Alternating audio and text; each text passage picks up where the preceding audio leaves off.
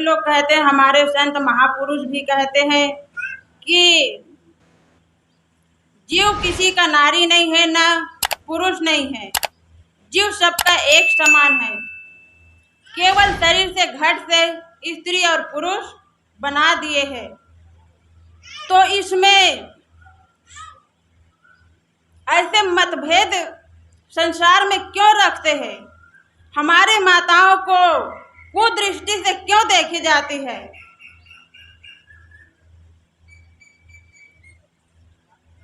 जब तक हम लोग कुदृष्टि से देखना नहीं छोड़ेंगे तब तक हमारी माताएं आगे नहीं बढ़ पाएंगे। आप लोग तो कहते हैं कि आजकल नारियां बहुत आगे निकल चुकी है, ऐसे बोलते हैं, पर कैसे आगे निकल चुकी है? खाली उसको एक पैसा की चाबी, तिजोरी की चाबी उसके कमर में लटका देने से केवल नारियां आगे नहीं बढ़ सकती।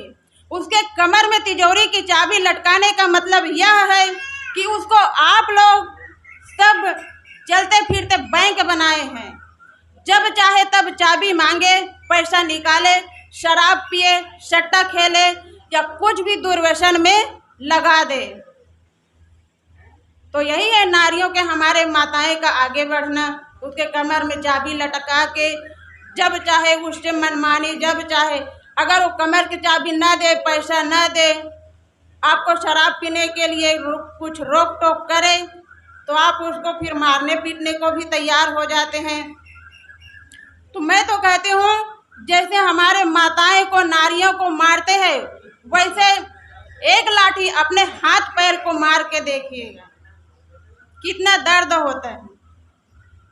तो सभी के शरीर एक समान है, चाहे स्त्री हो चाहे पुरुष हो, दर्द सभी को होता है।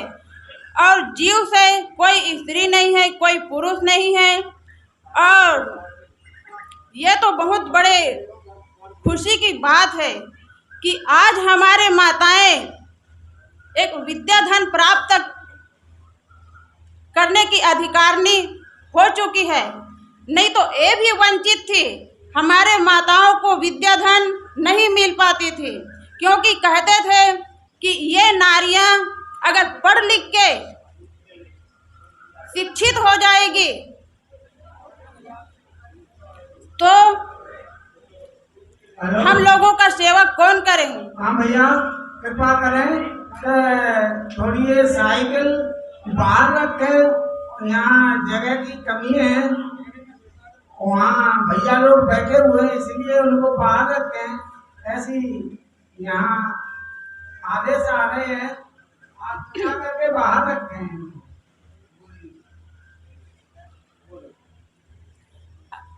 अगर नारियां पढ़ लिख के शिक्षित हो जाएगी तो सोचते थे कि, कहते हैं कि पंडित लोग ये सब रीति रिवाज बनाए थे कि नारियां पढ़ लिख के शिक्षित हो जाएगी तो हमारे पाँव कौन पूजेंगे। फिर इससे धीरे धीरे हमारे बाबा लोग भी उससे उतारू हो गए कि माताएं अगर शिक्षित हो जाएगी तो फिर हमारे गुलामी कौन करेंगे, हमारे सेवा कौन करेंगे। सारे वेद पुराण शास्त्र सभी में यही बताते आए हुए हैं कि पति देवता होता है, पति परमेश्वर होता है। तो मैं तो कहती हूँ, पति परमेश्वर है तो क्या पति के लिए माताएं परमेश्वरी नहीं है? तो माताएं को तो कभी परमेश्वरी नहीं समझते, खाली पति ही परमेश्वर होता है। मैं तो ये भी देखती हूँ कि व्रत उपवास बहुत चलता है दुनिया में, यही एमपी के बाद नहीं, पूरे भारत में। और बाहर तो मुझे नहीं पता, पर भारत में मुझे पूरा पता है कि कोई भी उपवास व्रत रहती है तो हमारे माताएं ही रहती है। तो क्या ये व्रत उपवास रह के भूखे मरना और सभी के लिए वरदान मांगना, सभी के लिए उम्र आगे बढ़ाने के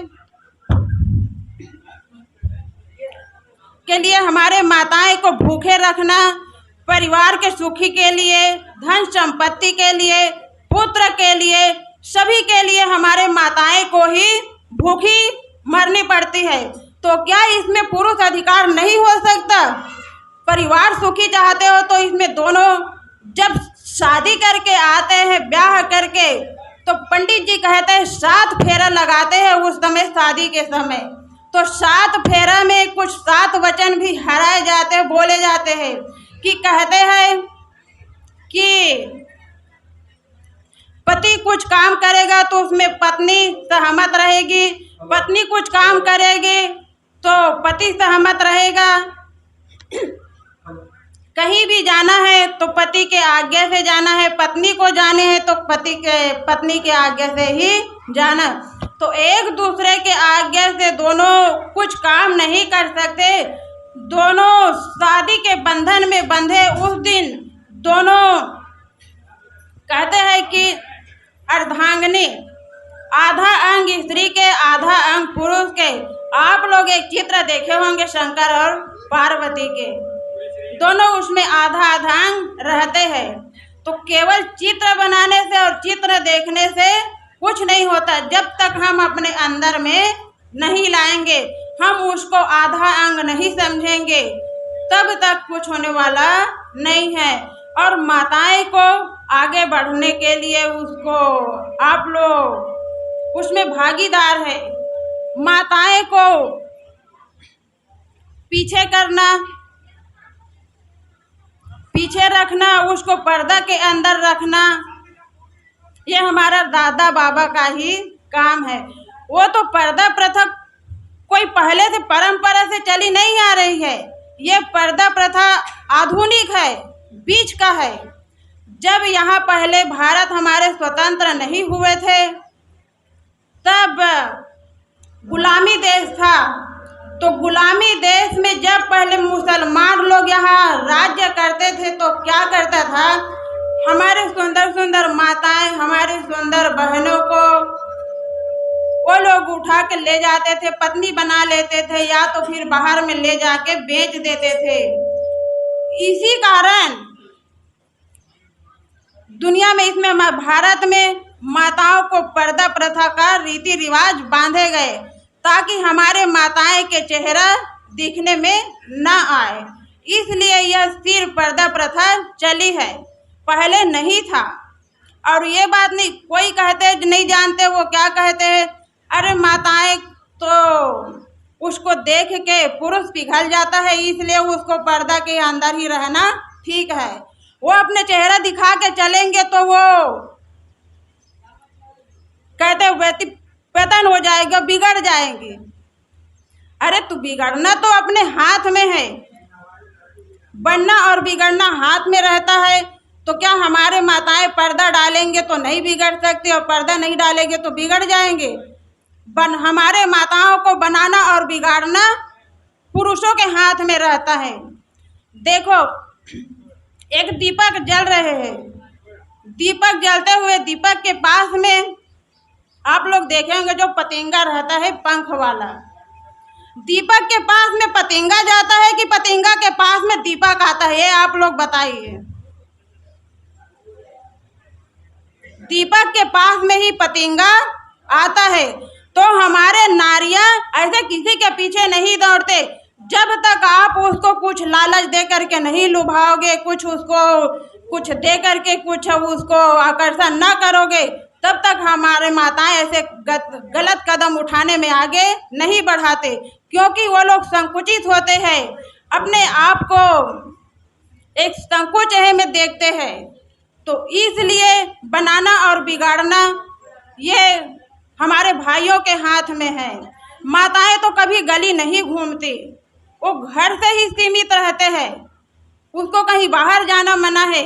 हमारे दादा बाबा भाई पान ठेला में घूमते हैं और आधी रात को कहीं नदी तालाब तरफ जाके बैठे रहते हैं, और घर में अगर आए तो हमारी माताएं कुछ पूछ देंगे तो कहते तुमको क्या करना।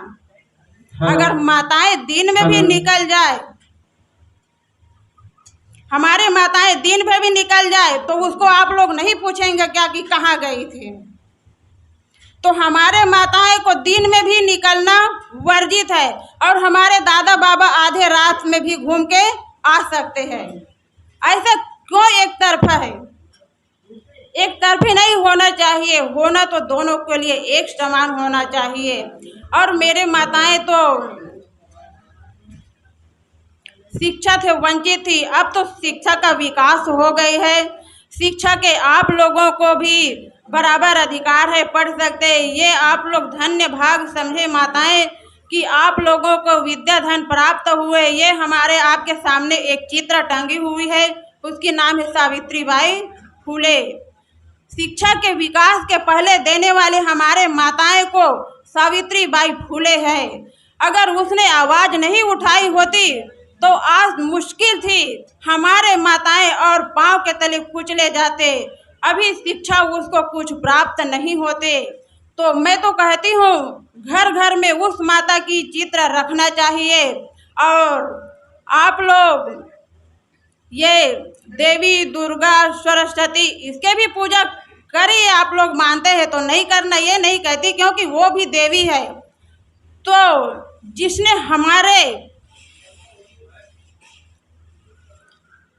हमको आगे बढ़ाया उसके तो घर घर में पूजा होनी चाहिए, रखनी चाहिए। और उसी के याददाश्त के उसके याद करके आप अपने जीवन को कृतार्थ समझिए, धन्य समझिए। अगर वो नहीं होते तो आज पता नहीं हम लोग कहाँ रहते। यहाँ आज बराबर हम समान हमारे दादा बाबा के सामने आके समान शिक्षा ग्रहण नहीं कर सकते। तो इसलिए मैं कहती हूँ हमारे माताएं को आगे बढ़ना बहुत ज़रूरी है। और आप अपने को आगे बढ़ाओ और आगे बढ़ते हुए दूसरे को भी बढ़ाओ, दूसरे को भी शिक्षा दो। और एक नारी के प्रति दूसरे नारी उसके चुगली करना नहीं चाहिए, क्योंकि जब तक आप लोग एक नारी के प्रति दूसरा नारी ईर्ष्या द्वेष चुगली करते रहेंगे तब तक आप दूसरे नारी के प्रति आलोचना करना मतलब समझो हमारे ही आलोचना करना, अपना ही आलोचना करना है। इसलिए ईर्ष्या द्वेष छल कपट दूसरे नारियों से करना बंद कर दीजिए। और कोई आगे बढ़ने के लिए कदम उठा रहे उसको और आप लोग प्रोत्साहित करें, उसको आप लोग और ऐसे समझना चाहिए कि चलो ये आज हमारे नारी घाट में होकर के आज आगे कदम उठा रही है, कह के उसके साथ देना चाहिए, उसको और पीछे नहीं घसीटना चाहिए। शायद मेरी टाइम हो रही है।